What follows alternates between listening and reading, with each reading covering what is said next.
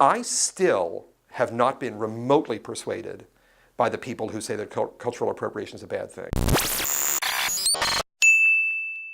I recently wrote an op-ed in the New York Times, the Sunday Review section, with a slightly provocative title of "Liberals, You're Not as Smart as You Think You Are."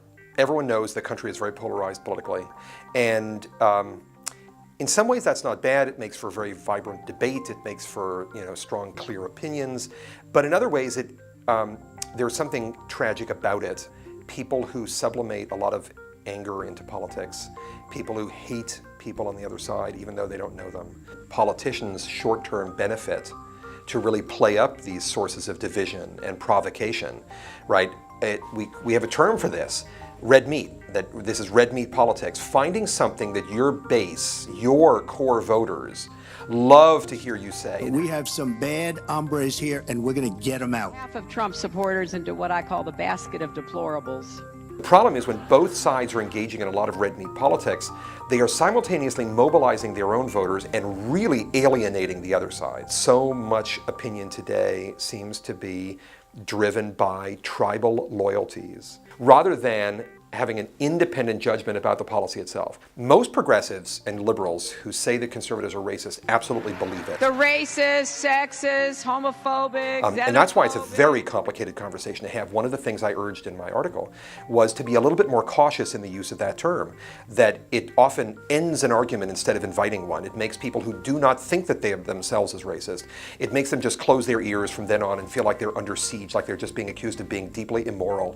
You start with the assumption as a scholar, as anybody at a university community should, that the way you approximate truth is through reasoned arguments with one another, and that requires civility, it requires mutual respect, and it usually requires evidence. What it is I'm recommending is pretty straightforward. I say about policing language, police your own, and explain what you're doing, but don't police someone else's.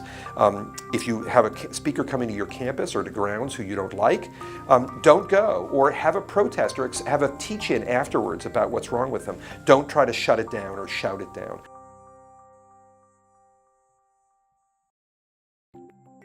So I'm a pretty educated person. I read a lot. I'm interested in these issues, and I still have not been remotely persuaded by the people who say that cultural appropriation is a bad thing. I don't understand what's wrong with eating other people's cuisines and preparing it, and even if you want, opening a food truck and selling it. I just absolutely do not understand what was wrong with that young lady wearing a dress that she thought was beautiful and that she wanted to honor and respect it on a night where she was taking presentation seriously. And I always feel a little bit uncomfortable when I meet people abroad who think that all Americans eat sort of canned food and McDonald's every day, all day, when in fact, that's just a really narrow slice of what we are and what our culture is, and even what our food culture is. But I guess I just don't worry about that much. I think there is a lot more upside to that kind of cultural sharing and borrowing and trading than there is destruction. People have said, look, I don't really like novelists getting into the skin of other people, other cultures, other genders, other races, and trying to tell their story from within a novel.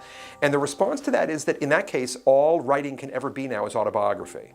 Because if a straight white woman cannot tell the story of anybody else through anybody else's eyes, all she can write about is her own experience. Well, who the hell wants to read nothing but autobiographies? I don't think that the people who feel strongly about that have really done the hard work of trying to convince their fellow Americans in a civil and respectful way. What they do is when they see someone who they think is engaging in cultural appropriation, they scream like their heads off at them. And I just think that is a not only bizarre and unattractive way to have a conversation, it's self-defeating. And that was the point of my op-ed. It's self-defeating for those people. They are turning off more people than they are persuading. And I think the prom dress and cultural appropriation generally are the best example of where our country is at, the conversation is at its worst.